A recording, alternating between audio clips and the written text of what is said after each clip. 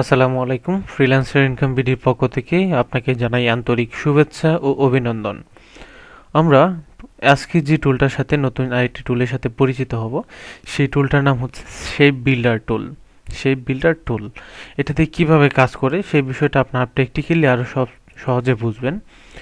ধরুন আমি এইখান থেকেই সুন্দর একটা ডিজাইন তৈরি করব। জাস্ট এক্সাম্পল, এখান থেকে একটা ডিজাইন তৈরি করতে চাচ্ছি।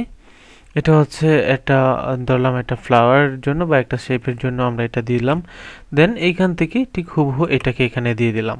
ঠিক আছে, তো এটাকে দেওয়ার জন্য প্রথমত আমরা এই যে বাহিরে যে এতটুকু অংশ আছে, দেখেন এখান থেকে আমি যে বিষয়টা দেখাইতে চাইতেছি, এই যে এতটুকু অংশ দিলাম। দেওয়ার পর এখান থেকে চাইলে এটার মধ্যে আমরা আরও অন্য একটু বিষয় অ্যাড করতে পারি।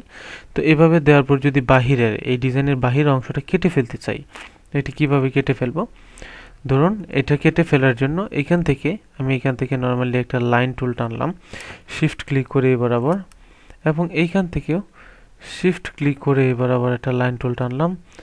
দেন এখান থেকে শিফট ক্লিক করে এই বরাবর একটা লাইন টুল, দেন শিফট ক্লিক করে এই বরাবর একটা লাইন টুল, তারপর কন্ট্রোল এ সিলেকশন করে তারপর এই যে আমাদের শেপ বিল্ডার টুলটা যেটা রয়েছে, এই যে শেপ বিল্ডার টুলটা ক্লিক করে দেখেন এখন কিন্তু একটা প্লাস বাটন চলে আসছে। তো আমরা এখন যদি কিবোর্ডের অল্টার বাটন ক্লিক করি মাইনাস চলে আসবে। ক্লিক করলে দেখেন এটা বেনিশ হয়ে গেছে। এটা ক্লিক করলে এটা বেনিশ হয়ে যাবে, অল্টার ক্লিক করে এখানে ক্লিক করলে এটা বেনিশ হয়ে যাবে। এখন আমি যদি অল্টার ক্লিক না করি তাহলে কি হবে? দেখেন এখানে যদি আমি একটা কালার দিয়ে দিই, কালার দিয়ে ওকে ক্লিক করলাম, এখন অল্টার ক্লিক না করে এখানে দিলে এই কালারটা কিন্তু এখানে পিক হয়ে যাবে। দেন এখান থেকে যদি আমি একটা গ্রিন কালার দিই, সাপোজ আপনাকে বোঝানোর জন্য বলছি, এখন যদি আমি অল্টার ক্লিক না করে এখানে দিই এটা কিন্তু গ্রিন হয়ে যাবে।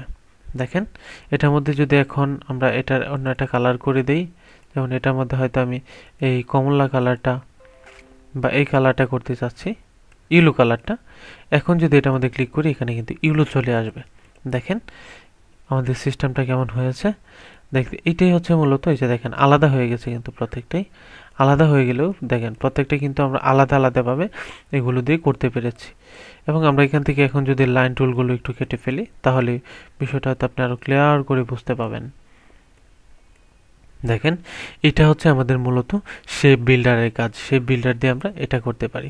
তারপর আরও ভিতরে দুইটা টুল রয়েছে, সেগুলো দিয়ে আমরা কিভাবে কাজ করব এই বিষয়টা আমরা নেক্সট টিউটোরিয়ালগুলোতে দেখব, এবং আমরা যখন প্রজেক্ট বেস কাজগুলো করব তখন আরও বেশি দেখব, তখন আমাদের বিষয়টা আরও বেশি সহজ হয়ে যাবে। তো এই ছিল মূলত শেপ বিল্ডারের ব্যবহার। তো আমরা এখান থেকে শেপ বিল্ডারের ব্যবহারটা দেখলাম। তো নেক্সট টিউটোরিয়ালে আমরা অন্য আরেকটি টুল নিয়ে দেখব। সেই পর্যন্ত সবাই ভালো থাকবেন, সুস্থ থাকবেন, সেই প্রত্যাশা বিদায় নিচ্ছি। আসসালামু আলাইকুম।